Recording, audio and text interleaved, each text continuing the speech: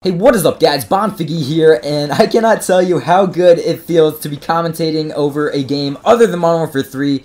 But anyways guys, this is obviously a Black Ops 2 gameplay. It's actually the world's first 100 plus kill game. This gameplay was actually linked to me, I think 4 hours after the servers went up, so definitely expect some really great gameplays from this player. I believe his name is ZVisitate, so I'll leave his channel link down in the description below.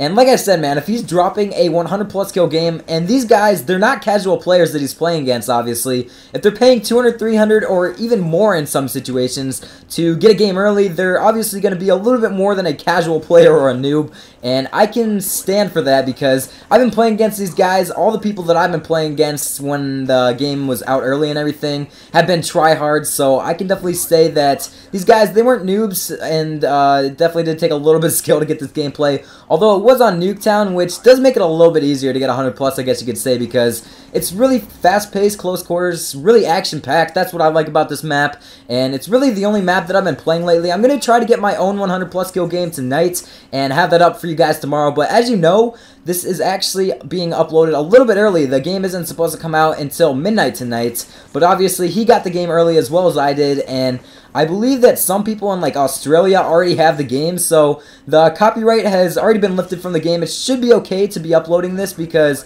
other people already have the game. It's not going to be spoiling it for anyone, so I just thought I might get this video out for you guys, and I kind of wanted to give you guys, first of all, a few class recommendations. This weapon that he was using, it's actually one of my favorite SMGs. It's called the POW 57, and this is one of the weapons that you want to be using as soon as you unlock it. Obviously, he was using the laser sight, and I do want to say that the laser sight, it actually does help a lot for the submachine guns. I wouldn't recommend it for anything else. Maybe a sniper rifle if you want to try to get some crazy no-scopes or something like that. I think that would be kind of cool. Or maybe the shotguns, because that might help out, but they're most effective when you're using it on a submachine gun. It just does help out your hipfire a lot, obviously. All you gotta do is put the laser on the enemy and shoot. So it can help out a lot. I just want to mention that real quick. And one thing that I think he should have been using in this gameplay is a silencer, and obviously he was not, so I think that actually makes this gameplay even a little bit more impressive, just because of the fact that he wasn't not showing up on the UAV because he didn't have a silencer. And in case you guys didn't know, in Black Ops 1, a lot of people preferred to go unsilenced and use something like dual mags, but it seems like in this game, you'll need to be a little bit more stealthy, use those ghost perks, and the reason why I say ghost, I know it's a bullshit kill streak, and it's really annoying when people run and everything, but it's gonna be necessary, I think, in my opinion, because the UAV spam, it's so bad, or at least it has been so far in the game. And as you guys can see, I'm actually speeding up these kill streaks, but he actually got the Warthog at first, and I think he had a really great kill streak setup to get 100 plus in this game.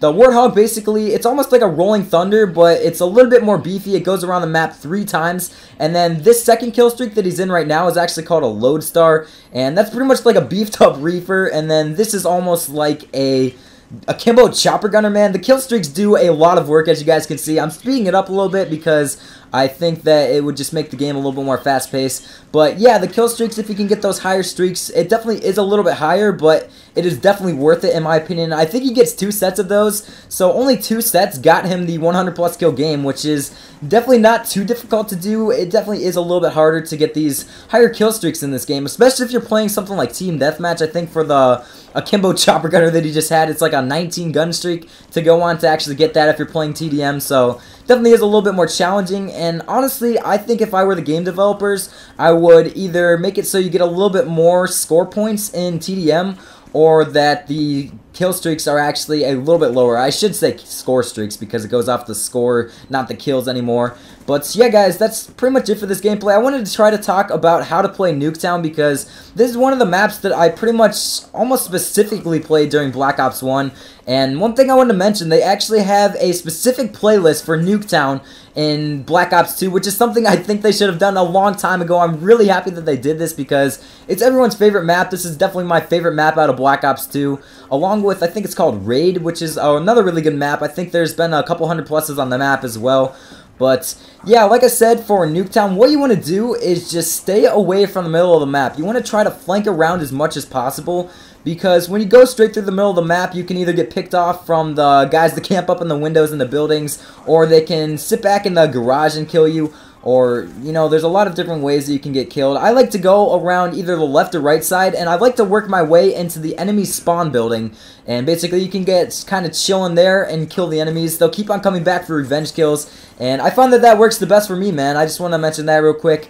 But I also wanted to go over some of my favorite perk setups for perk 1 slots, perk 2, and perk 3. So for the perk 1, obviously my favorite perk, and this is going to sound kind of newbie, but I do find it necessary, is to be using Ghost, because like I said before, the UAV spam, I mean, in this gameplay alone, there's pretty much been a UAV up the entire gameplay. The UAV spam, it's just crazy, and you want to stay off the UAV, obviously. You don't want the enemies knowing where you are, unless you're straight up crazy rushing all over the place, so that way it won't even matter. But I also like to use lightweight just because of the fact that you move a lot faster. I generally use that on the assault rifles or light machine guns, because with the SMGs I find that you already move fast enough for my liking.